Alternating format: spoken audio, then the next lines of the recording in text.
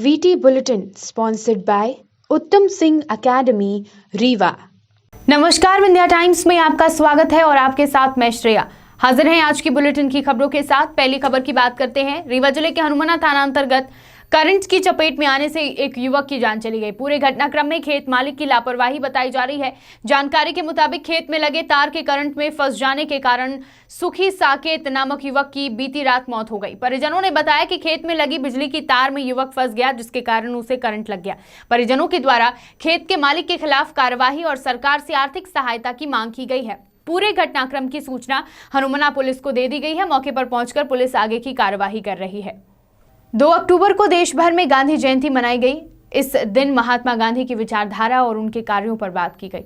इसी क्रम में माखनलाल चतुर्वेदी राष्ट्रीय पत्रकारिता एवं संचार विश्वविद्यालय के रीवा परिसर में गांधी जयंती प्रसंग का आयोजन किया गया, जिसमें गांधी जी के जीवन और उनके पत्रकारिता पर विशेष व्याख्यान का आयोजन हुआ। यह आयोजन रीवा परिसर की ओर से ऑनलाइन माध्यम से किया गया, जिसकी अध्यक्षता कुलपति प्रोफेसर KG सुरेश ने की। उन्होंने कहा कि समय की मांग है कि हम अपने भीतर के गांधी को जगाएं। गांधी ने सनातन मूल्यों का प्रतिनिधित्व किया और उन मूल्यों का अनुसरण कर हम आज भी गांधी की पत्रकारिता को धरातल पर उतार सके। कार्यक्रम में स्वतंत्रता के अमृत महोत्सव के आयोजन समिति के अध्यक्ष श्रीकांत सिंह ने कहा कि गांधी जी उच्च कोटि के पत्रकार थे। वे मानते थे कि समाचार पत्र के अभाव में सत्याग्रह के विचार को जनता तक नहीं पहुंचाया जा सकता है। इसके साथ ही रीवा परिसर के तमाम विद्यार्थी, सहायक प्राध्यापक लाल बहादुर ओझा, कुल सचिव प्रोफेसर अविनाश वाजपेयी, रीवा परिसर के प्रभारी दीपेंद्र बघेल सहित तमाम अधिकारी और कर्मचारी उपस्थित रहे। सीधी जिले के खड्डी चौकी अंतर्गत ग्राम बरौ में एक सामूहिक दुष्कर्म का मामला सामने आया है, जहां हैंडपंप में पानी भरने गई युवती के साथ 2 लोगों ने दुष्कर्म किया। सबसे आश्चर्यजनक बात यह है कि उसमें से एक व्यक्ति युवती के परिवार का ही है और रिश्ते में भाई लगता है। पीड़ित युवती ने बताया कि घर के मोटर में कुछ तकनीकी खराबी आ जाने की वजह से हैंडपंप में पानी भरने के लिए वह गई।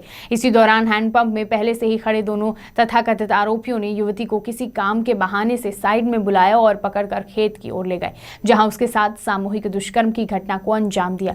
युवती के अनुसार आरोपियों ने उसके मुंह को पकड़ रखा था ताकि वो किसी प्रकार से शोर शराबा न मचाए। इसी दौरान युवती के घर का कोई सदस्य यह सारा घटनाक्रम देख लिया और तथाकथित आरोपियों का पीछा किया, जहां से वह दोनों भाग निकले। घटना की शिकायत लेकर युवती खड्डी चौकी पहुंची। आगे की कार्यवाही सीधी पुलिस द्वारा की जाएगी। सीधी से अभिलाष मिश्रा की रिपोर्ट।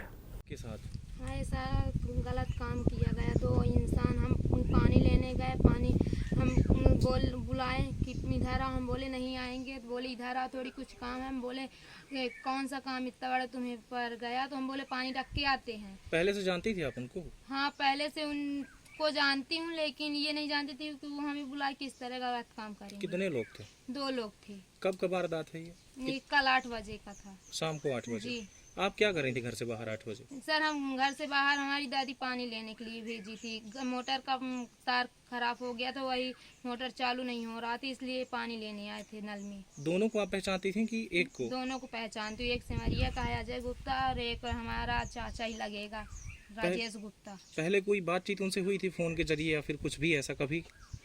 एक बार हुई थी, मेरा नंबर मांगे थे, बोले मेरे पास मोबाइल नहीं, मैं नहीं दूंगी अपना नंबर, हमारे पापा के पास रहती है मोबाइल। बोले कि तुम नहीं दोगी तो फिर बाद में बहुत पछताओगी। तो जब उन्होंने पकड़ा तो आपने चिल्लाया नहीं और कुछ ऐसी हरकत नहीं? मेरा मुंह दाब लिया हैंडपंप से? जी।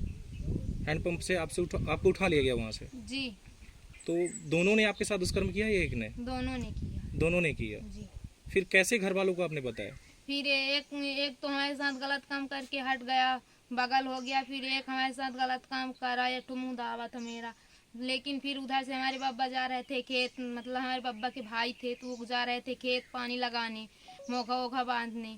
तो वही सर वो देखे तो पा गए थे, तो वही फिर चहेटे थे, तो एक भाग दिया, एक ये साइड में था, तो ये बोलता मैं कुछ किया नहीं, मैं कुछ किया ही नहीं।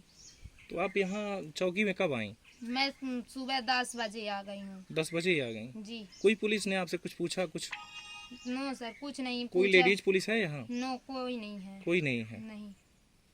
बढ़ते हैं बुलेटिन की अगली खबर की ओर। पिछले साल कोरोना काल में मंदिरों के पट बंद होने से नवरात्रि में मंदिरों के कपाट बंद रहे। वहीं इस वर्ष प्रदेश सरकार के निर्देश के बाद मंदिरों के कपाट भक्तों के लिए खोल दिए गए हैं। वहीं कोरोना की तीसरी लहर को देखते हुए जिला प्रशासन ने लोगों से शासन के गाइडलाइन के पालन करने के भी निर्देश दिए हैं। जिले में कई प्राचीन मंदिर व धरोहर हैं जिसे प्रशासन ने ध्यान नहीं दिया। जहां हर त्योहारों में भक्तों के लिए आकर्षण का केंद्र होता है, पर प्रशासन की कमियों के कारण कई प्राचीन मंदिर के सौंदर्य खत्म होने की कगार पर हैं। ऐसा ही एक नज़ारा शहडोल जिले के कंचेश्वरी धाम में देखने को मिला। शहडोल जिले के ग्राम कंचनपुर के कंचेश्वरी मंदिर की कहानी अपने आप में एक पुरानी कथा है। इस मंदिर को वीरेंद्र प्रताप सिंह ने बनवाया था, जो आज जिले व गांव के लिए त्योहारों में पूजा का केंद्र है। यहाँ इस मंदिर में दुर्गा की 9 मूर्तियां हैं और अन्य भगवानों की भी मूर्तियां हैं, जो नवरात्रि में दूर दराज से भक्त माता के दरबार पहुंचकर अपनी मनोकामना को पूरा करते हैं। इस मंदिर में बहुत पुराना बरगद का पेड़ है, जो लोगों के लिए आकर्षण का केंद्र है। वहीं मंदिर के बगल से ही एक तालाब है, जो आज विकास के लिए अपने आंसू बहा रहा है। न ही प्रशासन ने ध्यान दिया और न ही ग्राम पंचायत कंचनपुर ने ध्यान दिया, जो अब प्रशासन से विकास की आवाज़ लगा रहा है। बताएं बाबा जी, क्या नाम है आपका और ये मंदिर, ये कब मंदिर निर्माण किया गया था और यहाँ पर क्या ऐसा केंद्र है भक्तों के लिए, क्या ऐसा वो थोड़ा सा बताएं बाबा जी। हमारा नाम संतोष है।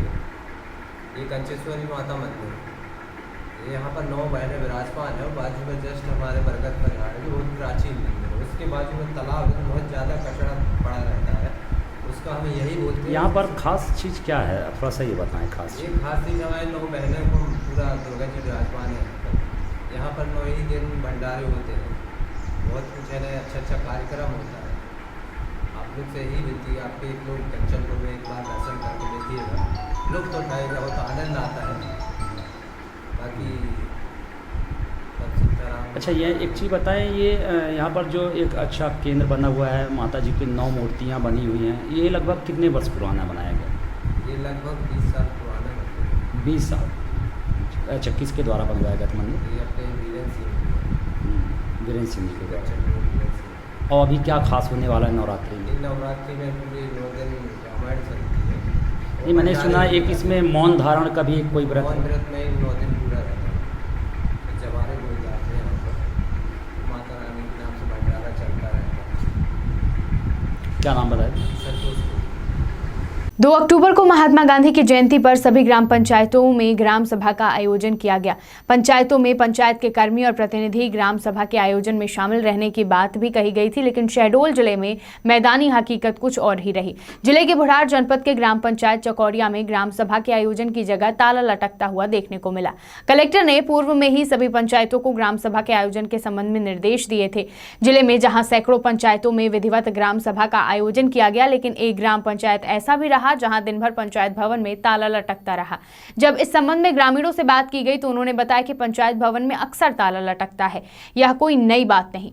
ग्रामीणों ने बताया कि यहां पर अधिकारियों की अनदेखी के चलते शासन की मंशा पर पानी फेरा जा रहा है और जिम्मेदार अधिकारी तमाशाबीन बने हुए हैं। अभी हाल ही में ग्रामीणों ने सचिव और पंचायत पदाधिकारियों की शिकायत कलेक्टर से की थी, लेकिन हालत जस की तस बनी हुई है। इसके बारे में कुछ हो ना, हम जानते हैं ना, कोई घोराता है ना बताता है, कौन जानता है इसको।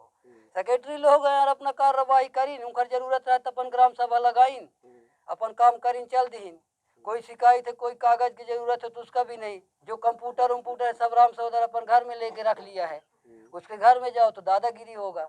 यही है उसके पास, आकड़ है रोजगार सहायक था। जो शिकायत इतना लगा, कलेक्टर कम से कम नहीं 3-4 बार कागज दिए। ग्राम सभा की जानकारी नहीं है, कुछ नहीं है हमको। सब बंद है, वो सब दिन बंद रहा था जब से कोरोना लगे, कभी नहीं खुलता है। बढ़ते हैं बुलेटिन की अगली खबर की ओर। पर्यावरण को बचाने के लिए प्रदेश में जगह जगह वृक्षारोपण का कार्य किया जा रहा है। वहीं इस बार कोरोना की दूसरी लहर में ऑक्सीजन की कमी से कई लोगों की जान चली गई। इसी को देखते हुए विश्व प्राकृतिक दिवस पर समाजसेवियों ने शहडोल जिले में एक पौधा लगाकर वृक्षों की व पर्यावरण की रक्षा करने की शपथ ली।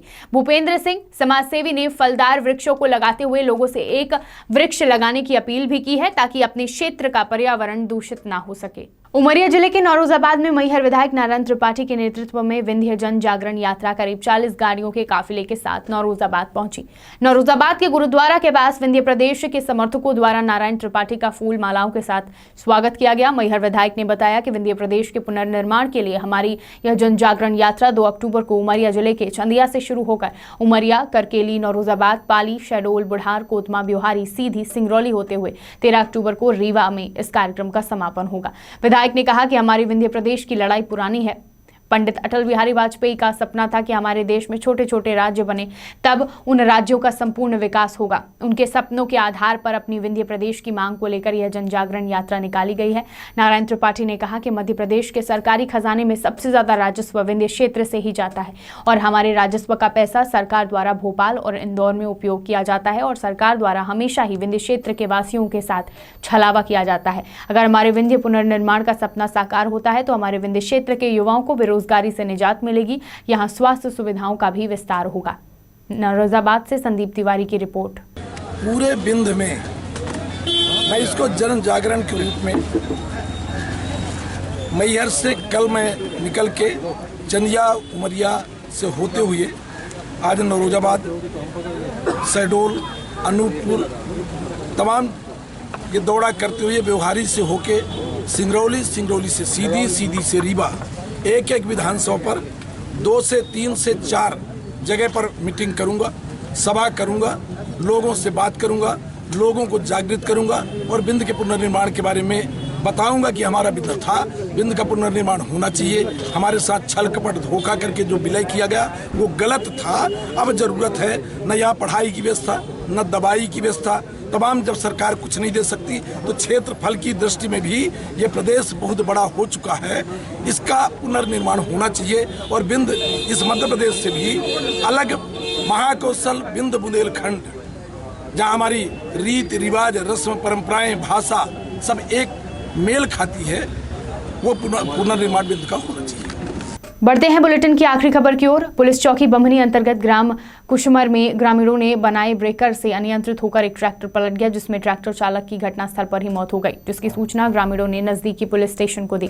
घटनास्थल पर पहुंचकर पंचनामा तैयार किया गया है, जहां मृतक की पहचान रामलखन सिंह, ग्राम करवाही, थाना मझौली के तौर पर की गई है और पीएम के बाद शव को परिजनों को सौंप दिया गया है। आपको बता दें कि सीधी जिले में दुर्घटनाओं का दौर थमता नजर नहीं आ रहा है। लगातार इस प्रकार की दुर्घटनाएं हो रही हैं और लोगों की असामयिक मृत्यु हो रही है। सीधी से अभिलाष मिश्रा की रिपोर्ट। विंध्य की तमाम खबरें लेकर कल फिर हाजिर होंगे। देखते रहिए विंध्या टाइम्स। बहुत बहुत धन्यवाद।